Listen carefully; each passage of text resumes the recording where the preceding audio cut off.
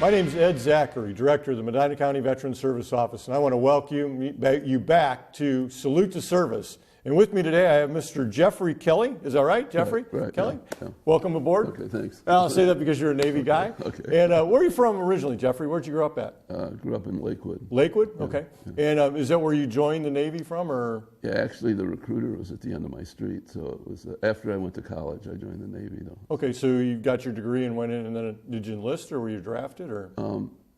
I enlisted. I was going to enlist as an enlisted man, and the recruiters, they said, actually, they kind of pushed me into it. They said, well, you went to college, why don't you try to go to OCS? And I was honest with them. I said, I don't think that that's the thing for me, but they said, well, it's good for us if you try to go to OCS. So recruiters are all about being good for them, yeah. right? And I said, well, I don't think I'd be an officer. They're kind of special people, aren't they? And they said, no, officers, I probably shouldn't say that. They said officers are kind of jerks, is what the recruiters told me. So then they sent me off to OCS. So. Okay. What year was that? That was 1968. So. Okay, so right at the height of the Vietnam War and everything. Yeah, it was, yeah. And so how long was OCS? It was 4 months, from August of 68 until December 68. And where'd you go for that? Newport, Rhode Island. Newport, Rhode Island. Navy's got some nice real estate there. Yeah. So after OCS, did you get assigned right to a ship, or? No, I went to Main Propulsion Assistant School. That was in San Diego. That was quite a change. I went from Newport in December to San Diego in the summer. And then that was 3 months. And I was supposed to go to the USS Rupertus, but it was damaged by mortars off the coast of Vietnam. So they said, we're going to change your orders. And I thought at that time, I thought, oh my gosh, I might get those river patrol boats, which were very dangerous. Right. But they sent me to the Rupertus was out of Yokosuka, Japan, so they sent me to the Nicholas, which was home ported in Pearl Harbor. And then I made a Westpac Cruise on the Nicholas. Okay, so the Nicholas was that a destroyer? Yeah. Okay. Yeah. Mm-hmm. All right. And what did you do on board? I mean, what was your job? Well, Main Propulsion Assistant, you're in charge of the boiler tenders and the machinist mates, and they're the snipes, they're the people below decks, so it's like a different world. And then on that ship, I didn't get to stand too many bridge watches. They didn't have enough first class and chiefs, so they needed to have 3 watches, so I ended up standing watch in main control, which was, these weren't air-conditioned ships. When we started the cruise, I was like 215 pounds. And when we got back, I was 160. Wow, it's pretty hot down there, I would imagine, right? Yeah. So Yeah. you're actually like down with the engine room and all the noise and grease and oil and all that stuff and boilers. Yeah. And so the boilers, are they steam, coal, or? Yeah, there were. I don't even know how many ships are steam propulsion now, but they had 750-degree superheated steam. It's actually pretty dangerous. They said if you had a pinhole leak, and you put your finger in front of it, it would just take your finger off. And oh wow! And if the boilers had an explosion or a rupture, you weren't supposed to go up because the superheated steam would go up and you might breathe it. So you're supposed to go down in the bilges. And I always thought, well, if the ship is going to sink, you got a hard choice to make. You want to go down in the bilges, or do you want to try to get out of the hatch with the superheated steam? Yeah. So. Wow, that's pretty crazy. So the Westpac Cruise, where did that involve? Where did you go? We went to Taiwan and Japan, and we were off the coast of Vietnam. We did gunfire support and plane guarding. We picked up a few pilots if the pilots would crash, and then we did gunfire support off the coast. They would give us coordinates, and then the ship's guns would fire, What kind of, you had 5-inch guns? Or, yeah, 5-inch guns, yeah. So you're pretty close to shore then, within 5-6 miles, I would imagine, huh? Yeah, we actually anchored real close to shore a couple times, and I don't know exactly. I went ashore in Da Nang to get the mail a few times, and it seemed like we were maybe 500 yards from the shore sometimes. Really, that close? Right, yeah. So did you guys ever take any fire from any of their planes or any ground or anything like that? No, we didn't. The Rupertus, that other ship, was hit by mortars, and I thought it's a possibility, but we were fortunate. It never did happen. I guess some of the destroyers actually went up the river into the brown water and stuff like that, and that was found out a few years back that I guess nobody obviously the guys on board knew it, but wasn't really well known. So what's the life like on a day-to-day on board the ship? you're always busy and you're always tired because they put you in 3 watch sections. And on that ship, I just had to watch as in main control. That second ship, I was on the bridge, but you're just always tired. You got 3 watch sections, and it seems like if you're not on watch, the ship is unrepping. You know, an oiler will come alongside. You got to take on oil, or you've got to do something else. So you're just very tired all the time. You're either standing watch or you got other things to do. So you're not on watch. You're helping do other things. So not necessarily just what your job is. Yeah. Okay. So the Westpac Cruise. So Japan, Taiwan. Did you get to go ashore and stuff? And yeah, in Taiwan and Japan and the Philippines a lot, and we were on Midway and Guam. Actually, on both of my ships, we missed out on the big tourist thing because we were supposed to go to Hong Kong, but the ship hull actually wore through. I mean, that's how old this ship was. It was leaking, so instead of going to Hong Kong, we had to go to dry dock in Guam. And on my second ship, we were supposed to go to Venice, Italy, but they had the Jordanian Civil War, so they kept us at sea for 90 days. Okay. So all the families flew over to Venice and the girlfriends and everything, and we never made it there, but they got to. Well, they got a good vacation out of it. Well, right, good for them. Yeah. So the Jordanian War. So you were involved in that. I mean, what did you guys do? Well, it was mostly like a big parking lot because the Russian ships came in there, and they were much newer ships, and they were. I don't know if they were trying to impress us or what, but we were just real close. They kind of blockaded us, so we couldn't move. And we were with the carrier, the Kennedy, but we would watch the Russians, and every morning they were into this physical fitness. You know, they were running on the deck and doing push-ups and sit-ups, and they had brand new ships, so it was more of a threat. Like they were. I don't know the political aspects of it because we were just on a ship. Yeah, it was the height of the Cold War and everything else. Yeah. So on that ship, you wound up coming back. How long were you on that first ship for? The first ship was, I made the Westpac Cruise about a year altogether, so on that one. And then did you come back to Pearl Harbor? Or? Yeah, we came, and they decommissioned it in Pearl Harbor because it was leaking and it wasn't safe there, so they towed it back to Bremerton, and they, actually I think it was, Gillette bought it, and it was, the Nicholas was sort of a famous ship, not as famous as the Laffy, but they just decommissioned it, and I heard Gillette bought it. I don't know if that's the rumor. Gillette, the razor company? Yeah. Really? Wow. That's what I heard. I don't know if that's true or not. So maybe our razors are being made on the ship. You never know. So the second ship you said is quite famous, though, the Uss Laffy, right? Right. And so when did you get put on that? And tell me a little bit about what makes that ship so historical. Well, I wanted to go I'd made a Westpac cruise, so I wanted to make a med cruise. So I signed up to be on a ship going to the med. So they flew me to Norfolk, and then the Laffy was in the Caribbean, so I got on it in Puerto Rico. And eventually I made a med cruise, a couple Caribbean cruises. It's famous because of World War II. It had the most extensive kamikaze attack. It was attacked by 22 planes, and 6 actually hit it. In fact, there's 2 books written about it, and it's been on the History Channel. And it's at Patriots Point in Charleston now with Yorktown and Clamagore as a submarine. And so I had never heard of it before I was in the Navy, but and they were actually Mel Gibson came on the ship, and he was supposed to make a movie about it. But now Tom Hanks came out and made that movie Destroyer, so I don't know if that superseded the other movie. So we haven't heard any more about it. So when you were on this ship, did you ever meet anybody that was on it from World War II? Like, did any old shipmates ever come and visit when you were docked or anything like that? Not too much. The closest I came to a celebrity was when we were in Naples, Italy. Eisenhower's, I don't know if it was his son or his grandson was in the Navy, and he was on the Albany there. So I didn't actually talk to him, but the captain of the Laffy was in World War II and wrote that book.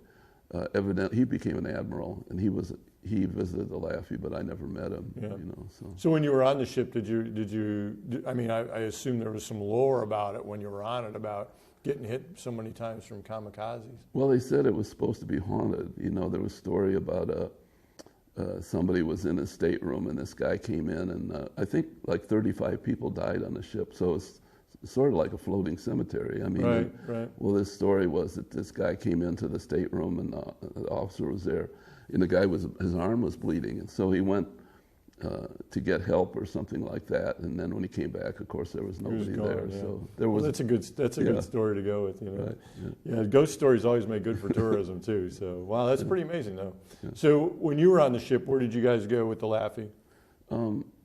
We got to do a lot in the Med. We went to Italy, Naples, Italy, Turkey. We were one of the first ships to go back into Turkey. There had been some kind of hostility between the United States and Turkey. Greece, Malta was very interesting, a lot of history there. So you got to get off the ship and visit these places? Yeah, it was really nice. And I was a history major in college, so Monaco and just basically pretty much the whole Med. We didn't go into any, we were off the coast of Jordan, but we didn't go into African countries. Nowhere over there. And so how long were you on the Laffy total? About 2 years. So quite a while. On the Laffy, yeah. And did you ever, so that ship stayed over in the Atlantic and the Med area and stuff like that? Yeah. So did you have the same job on that, work down in the engine room and everything, or what did you do on the Laffy? Well, I was main propulsion assistant again, but then I got to stand bridge watches because they didn't have the problem in the engine room. So like I said on the Nicholas, basically, they didn't want to put the chiefs in 2 watch sections. So if I stood watch down there, then they could have 3 sections. But it was. I think I kind of disappointed the captain on the Laffy because he didn't realize I hadn't stood bridge watches. But once I got into it, then it was okay. So yeah, so it's probably a little nicer being up top than it is down below.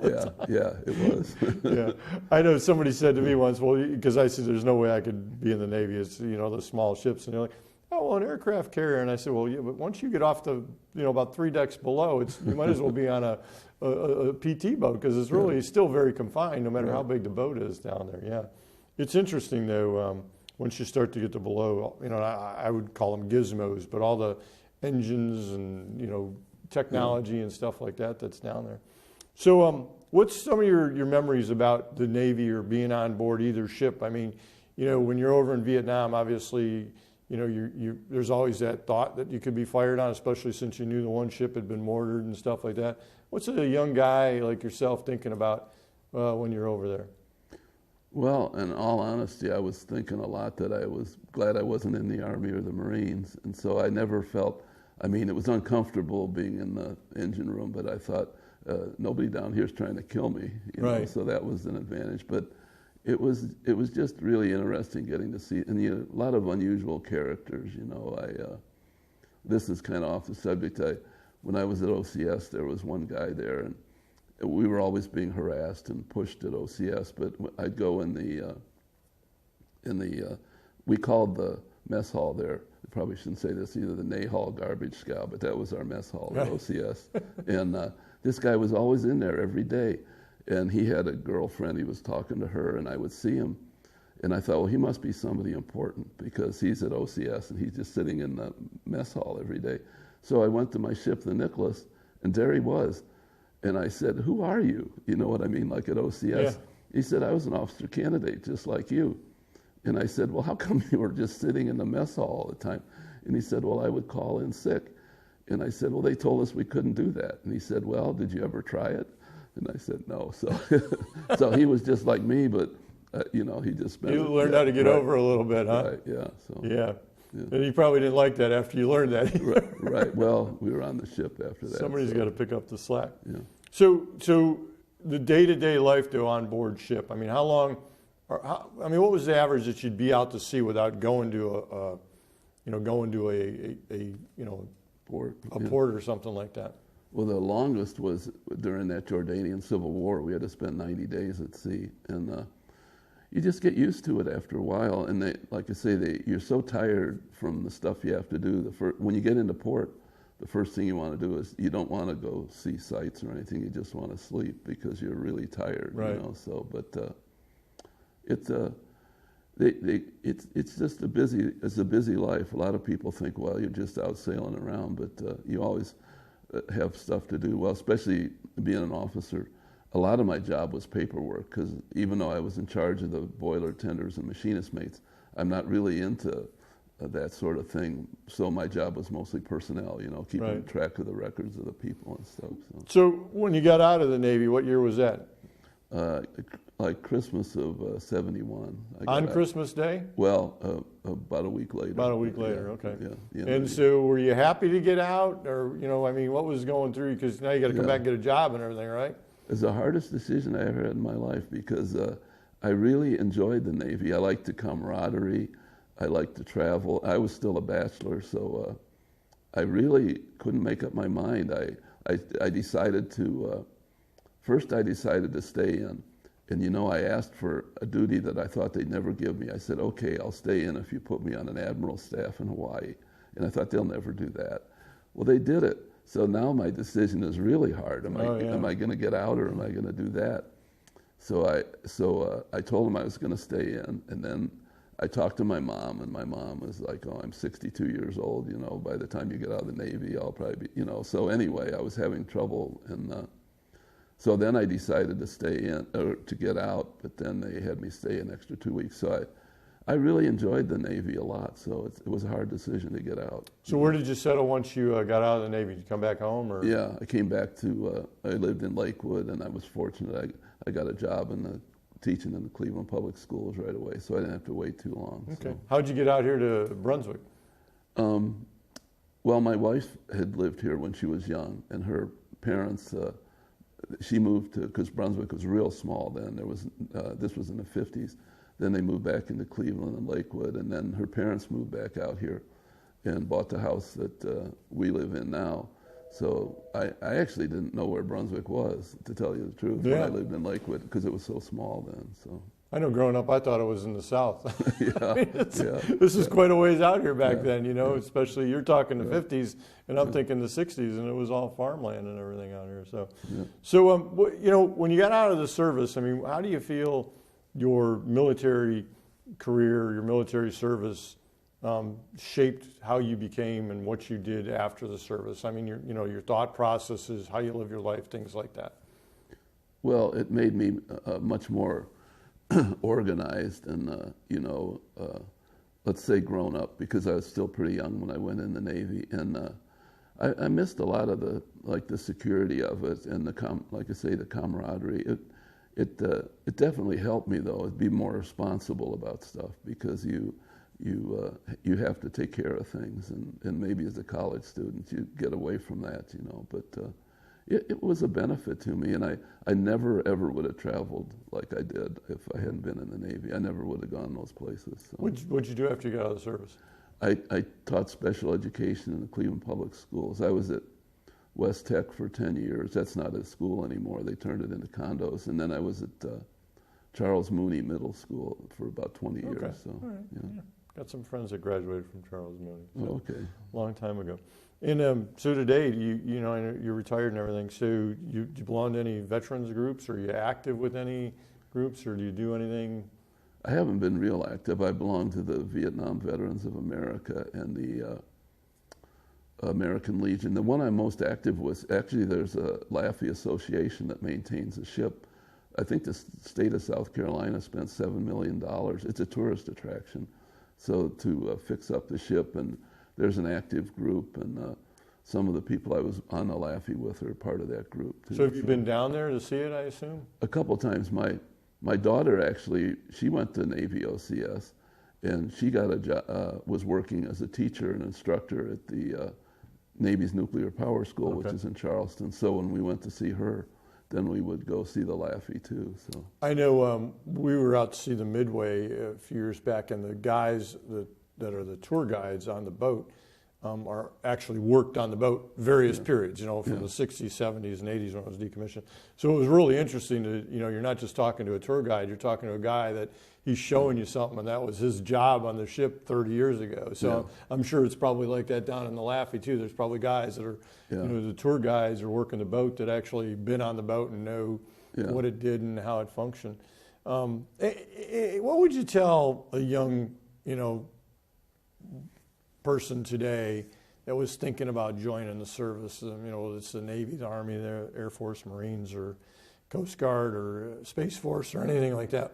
What advice would you give them as to whether they should join, or from your own experience or not?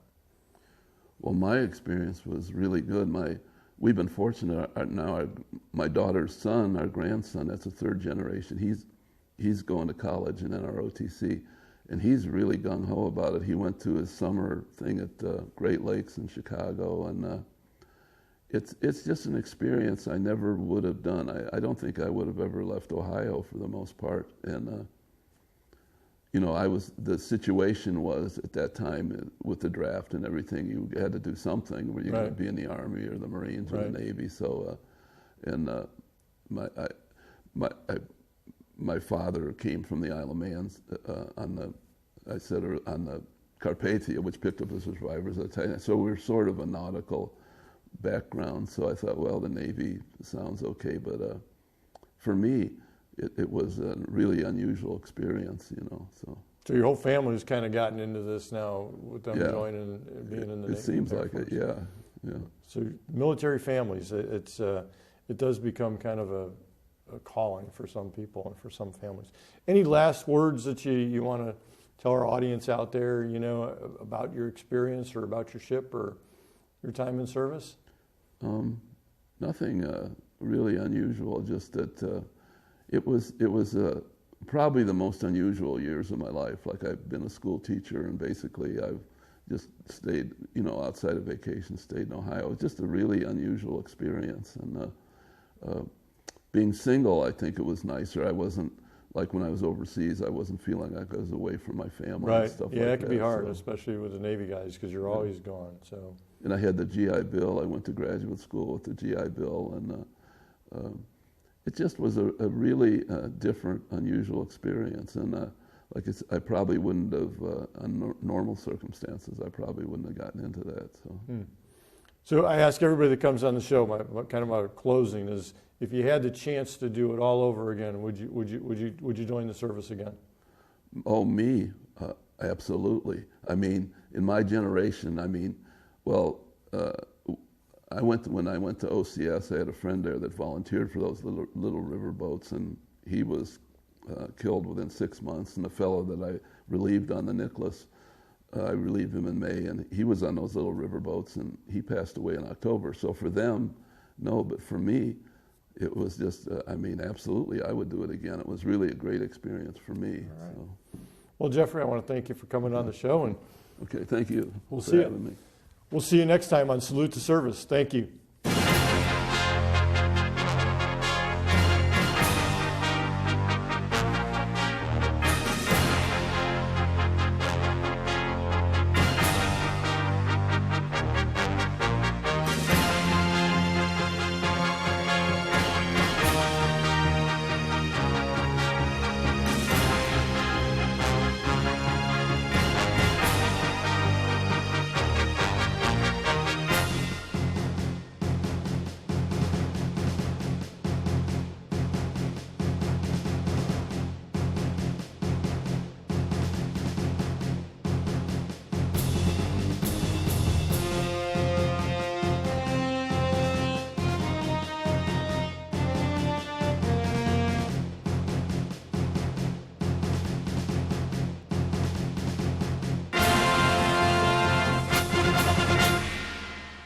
Okay, Dad.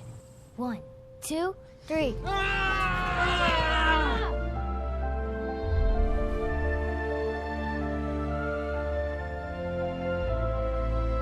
You saved me. Dad? Are you okay? I'm fine, dear. Your hero needs you now, and AARP is here to help. Find the care guides you need at aarp.org/caregiving.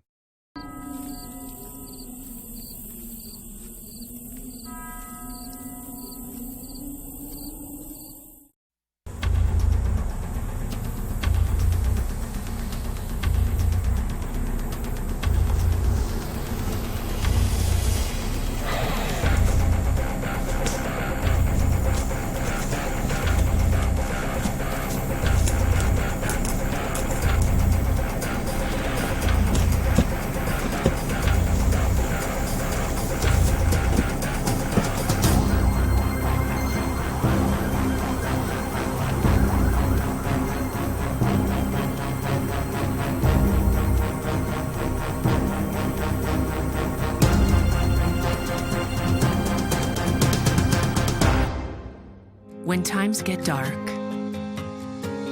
we can't see the help that's all around us.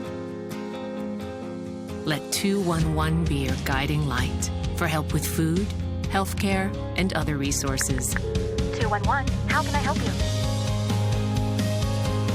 Call 211 or visit 211.org. 211, get connected, get help.